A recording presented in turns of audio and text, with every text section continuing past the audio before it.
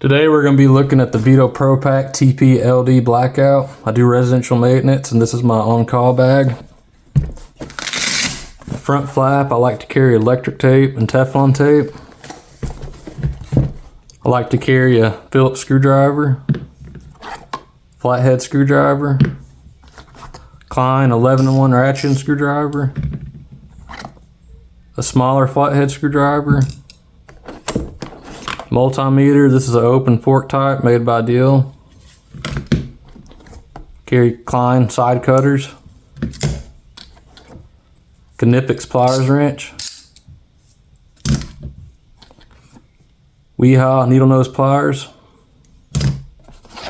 Irwin 8-inch screw block pliers, Irwin 6-inch screw block pliers. I like the groove lock pliers because you can just pinch them down.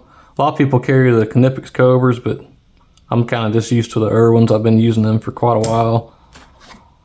Like to carry the Klein non-contact voltage detector, Klein Tools precision screwdriver. This one has little nut drivers built in, so it definitely comes in handy. Also carry a Wera 1/4-inch bit driver, Klein 1019 wire strippers. I like this model because they have your strippers, cutters, screw cutters, and they have insulated and non-insulated crimpers. Carry a silicone grease, disposal wrench, and the Railer mag mat. I like to use this when I'm working on air conditioners and appliances. I'll stick it on the side and I can stick screws and stuff on there. Helps me keep up with stuff. I also carry scissors. These are Ideal electrician scissors. On the left side, I like to carry an empty can with the spare parts in it, fuses and valve cores. I carry a 9-foot tape measure. This one's made by DeWalt. 9 feet's plenty big enough for what I do. And I carry a Klein precision screwdriver. This one has a thermostat screwdriver and a Schrader valve tool. On the right side, I like to carry a Klein outlet tester. And I carry my 1/4-inch bits. These are all made by Railer. I have the standard and metric Allen keys. Then I have an assortment of common bits.